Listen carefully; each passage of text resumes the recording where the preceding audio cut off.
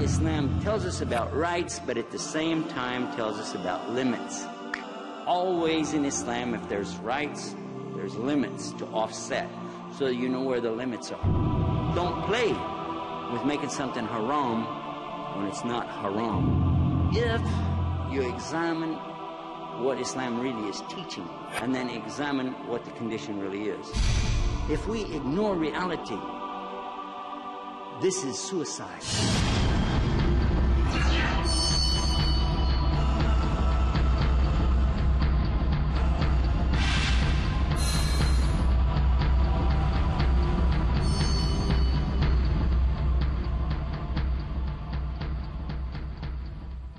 Wassalamu alaikum. Bismillah, alhamdulillah, wa salatu wassalamu ala Rasulullah, wa ala alihi wa sahbihi ajma'in, ashhadu an la ilaha illallah, wa ashhadu an Muhammadan abduhu rasul ma ba'd.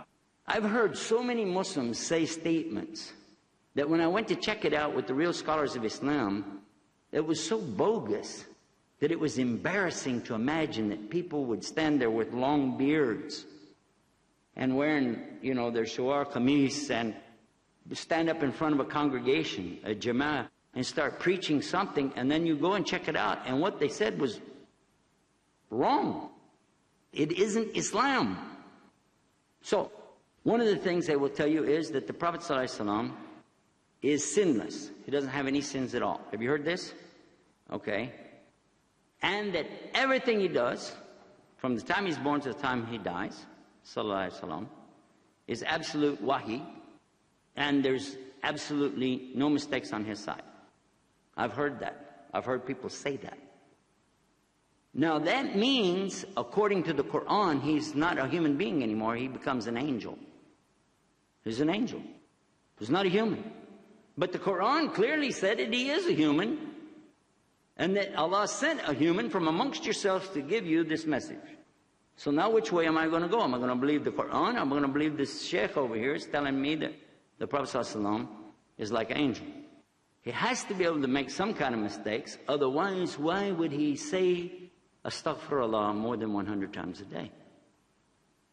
And why would he tell his wife that Allah had forgiven him for his future and his past sins if he didn't have any? That doesn't make any sense, does it? And then again, why in the Quran would Allah say to him, Abasa wa tawala, he frowned and turned away? If you know Surah Abasa, chapter 80, it's real clear that Allah is admonishing Prophet ﷺ because he did what? He made a mistake. He turned away from a blind man who came to ask him a question about Islam, but he wanted to make da'wah to these non-Muslims, and Allah is saying, never mind about them. Take care of that new Muslim that came in. And by the way, that's a subject that we really are weak on today. And then in Surah At-Tahrim, when Allah subhanahu wa ta'ala questions the Prophet ﷺ, why do you make haram something which I didn't make haram? And Allah gets real tough on the Prophet ﷺ, chapter 66 if you want to look it up. Because he had made honey haram. Because he misunderstood. His wives were just teasing him, playing a game with him, saying that his breath smelled bad because he ate honey. Then it come to find out they were joking around playing a game. He got pretty upset about it because, of course, because Allah admonished him. But it was to teach us, don't play with making something haram when it's not haram. And that's back to our subject, isn't it? Also at the same time, don't make something halal that's not halal. What'll happen if you do? Same thing. Why? We'll go back to the Quran again one more time. Go to chapter 9, Surah At-Tawbah. Look at chapter 9, verse 31, and see right there real clear what Allah is telling you, that the Jews and Christians took their rabbis and monks as partners with Allah. That's what it says. So you know what happened? Shirk, exactly. They were making shirk. But Adi ibn Hatim, who used to be Christian, he said to the Prophet ﷺ, they don't do that. They don't, they're not worshiping those guys. Prophet ﷺ said, oh, yes, they do. He said, do they accept halal from those guys, but Allah made it haram? And do they accept haram from these guys, but Allah didn't make it haram, He made it halal? He said, yeah, they do that. And Prophet ﷺ said, in that way, they worshiped them. This is why when you sit with the real ulama, the real scholars of Islam, and I have, alhamdulillah, many times in many different countries, I never found one real scholar who ever was in a hurry to give a fatwa about anything. I never met one who was in a hurry to say, haram, brother, halal, brother. And how many of you heard of Yusuf Qaradawi? You know who's Yusuf Qaradawi? Yes.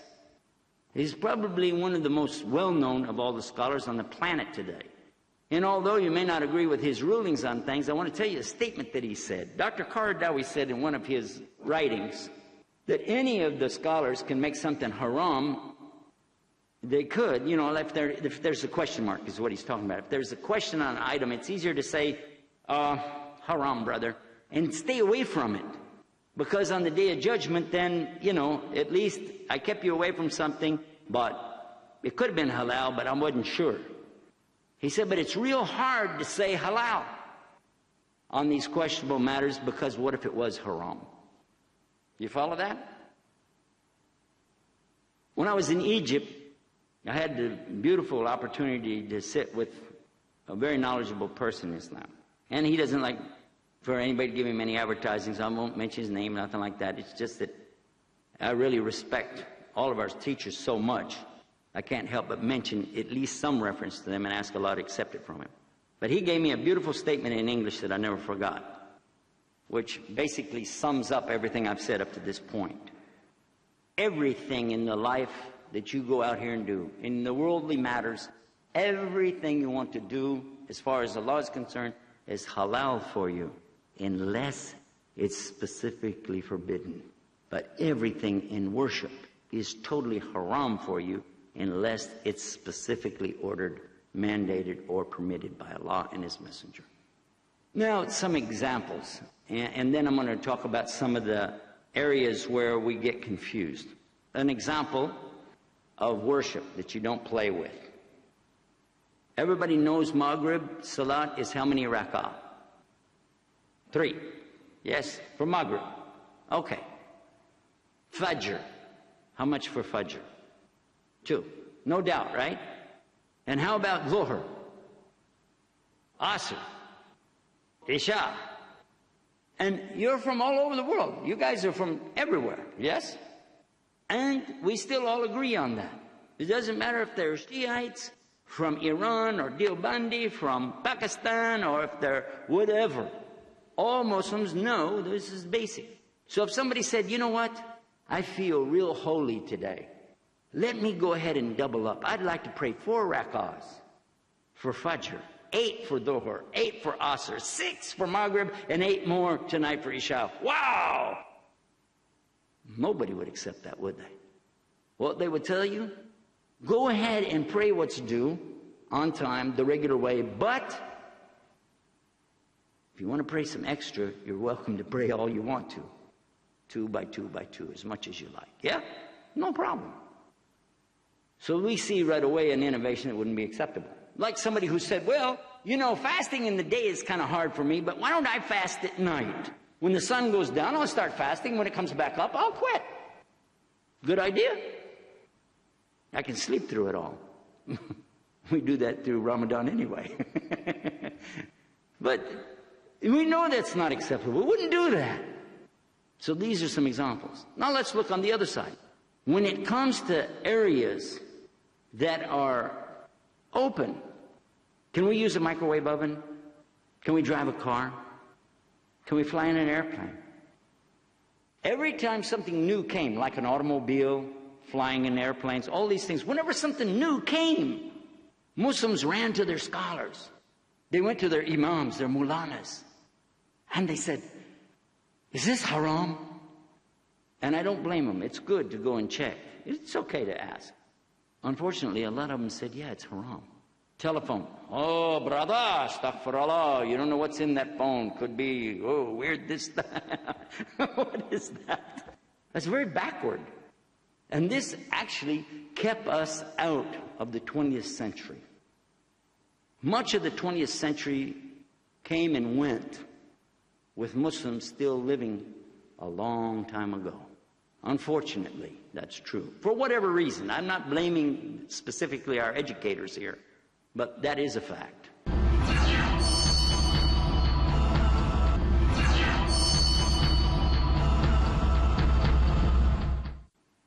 So we see right away an innovation that wouldn't be acceptable. Like somebody who said, well, you know, fasting in the day is kind of hard for me, but why don't I fast at night? When the sun goes down, I'll start fasting. When it comes back up, I'll quit. Good idea.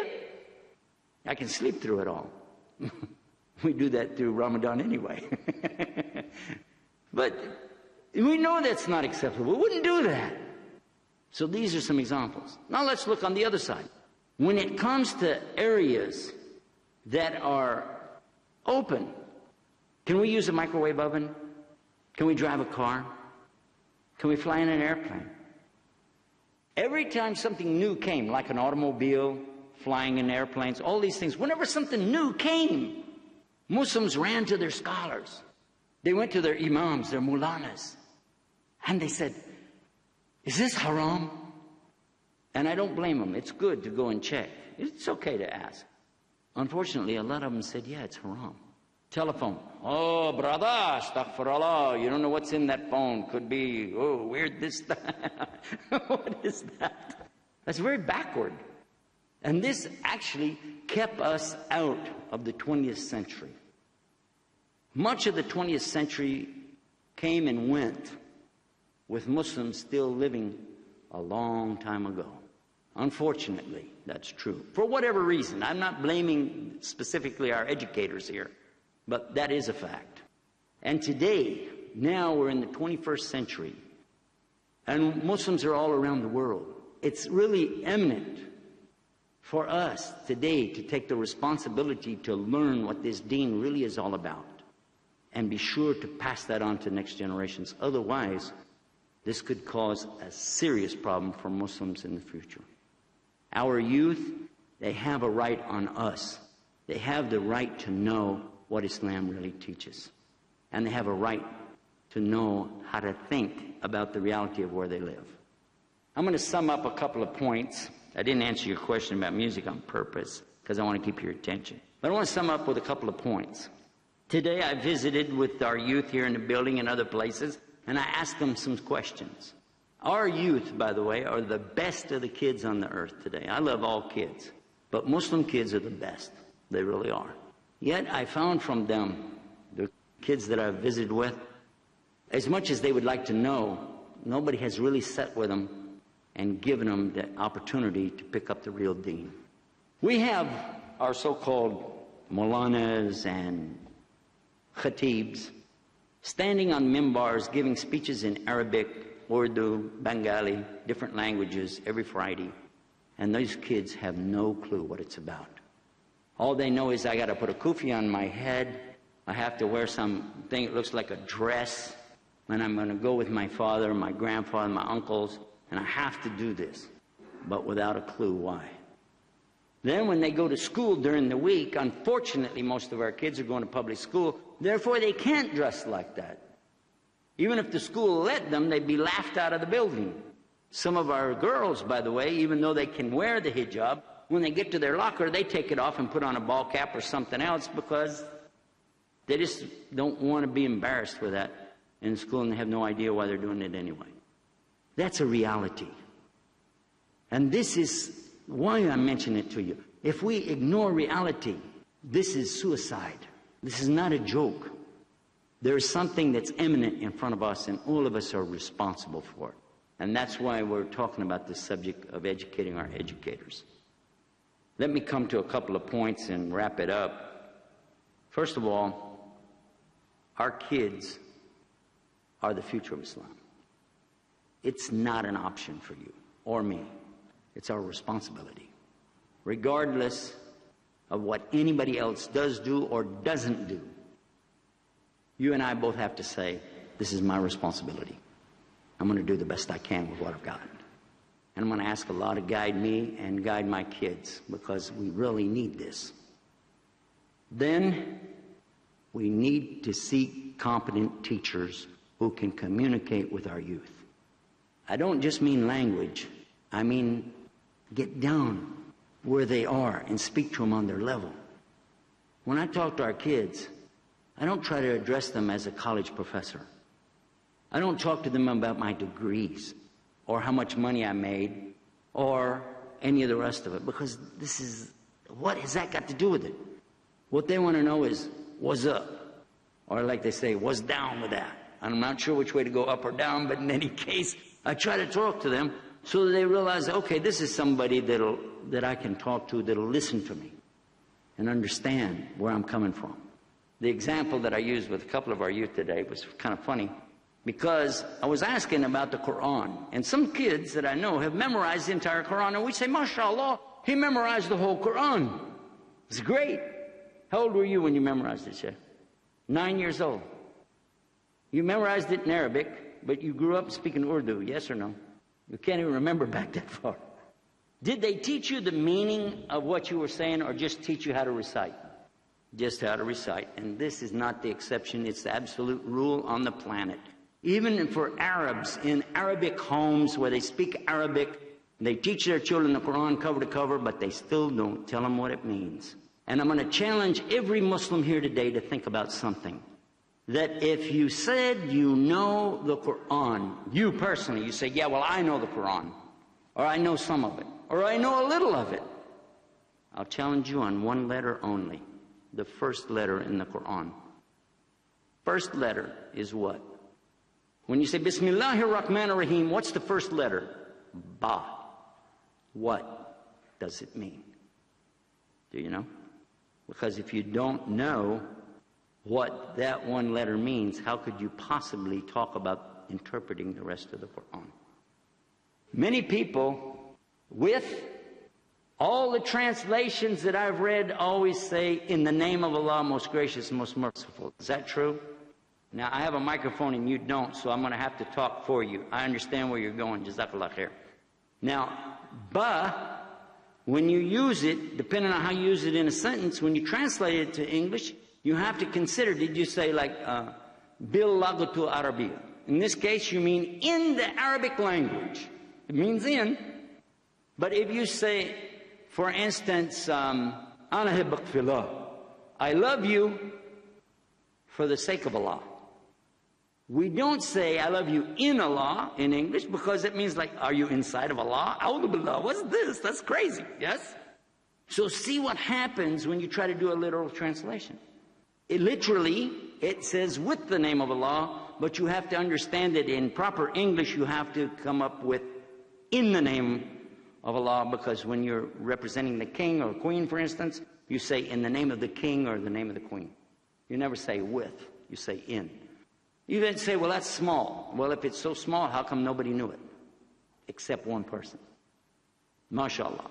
Now, if we realize that learning the Quran and the interpretation of Quran is important, then we're going to be ahead of the game. And by the way, they asked Abdullah ibn Umar, they asked him about memorizing the Quran, and he had said something about just memorizing Surah Baqarah. They said, what? You only have Surah Baqarah?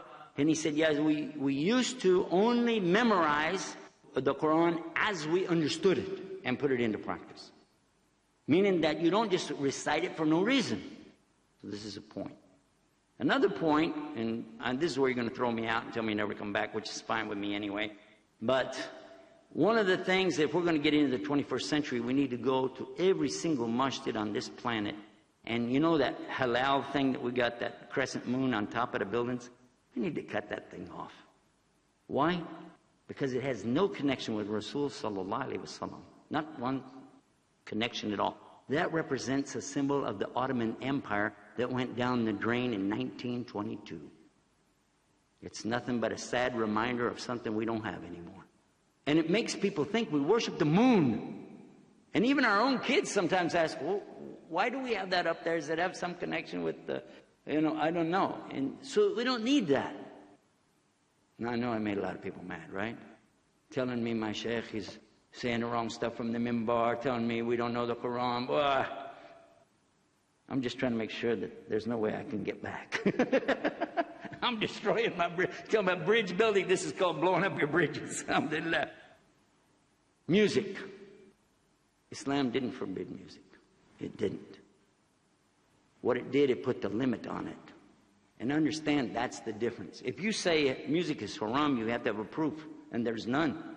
But there's plenty of evidence about the limits of music And that's where you have to go to the scholars and understand why we mustn't participate in these things where they're using musical instruments, singing songs that have wrong implications, and also things that'll buzz in your head instead of the Quran. So there are serious limits on that. But it's not haram, as long as you stay within the limits. Then, what about smoking? I take another one because I know a lot of people used to ask us about that. They quit asking me because they knew what I was going to say. Question, and a good scholar, by the way, you know what he'll do? But when you ask a question, he'll ask you a question back. He'll ask you a question back. Because he needs to know before he gives you just a ruling. Do you smoke? If the answer is yes, do you want to continue or would you like to get away from it? If I tell you it's haram, is that going to help you stop? Huh? Because if it'll help you stop, I'll tell you it's haram right now. But let us find out why you're into this thing and then figure out what you can do about it. But the ruling is, anything that can kill you is haram. Can smoking kill people? I asked you. I didn't tell you, I asked you. What'll happen? Well, you make your own decision. You feel better about it. I decided smoking's haram, I'm going to quit. Instead of, this guy said haram, but I'm going to go ask this guy and see if I can get a better deal.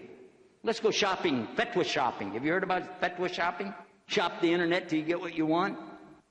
So inshallah, some of the points that I made today, although open-ended, maybe possibly in the future we can come to some more conclusions on that, but try to keep this in mind. That when it comes to worship, and listen to this phrase, the Imams use it every Friday, and you should be listening to the phrase in the translation of the meaning. When he says, وَاشُرُوا الْأُمُورِ مُتَّتَاتَهَا وَكُلِّ مُتَّتَاتٍ بِدْعَةٍ وَكُلِّ بِدْعَةٍ ضَلَالَةٍ وَكُلِّ ضَلَالَةٍ فِي النَّارِ. And you've heard it and heard it and heard it, but how many times did anybody tell you what it means? The worst of all deeds are innovations into the deen of Islam. And it means regarding those subjects. And those innovations are misguidings, and all misguidings lead to the fire of hell. And may Allah save us from that. Ameen. We ask Allah subhanahu wa ta'ala to give us nur, the light of knowledge, and let that knowledge spread throughout the Muslim community, and raise up from you here, right now, some of you, as educators for our Muslims. And may Allah subhanahu wa ta'ala make all of us of those who put deen first and dunya later, so that we can go to his paradise. Ameen. Inshallah. Assalamu alaikum wa rahmatullahi wa barakatuh.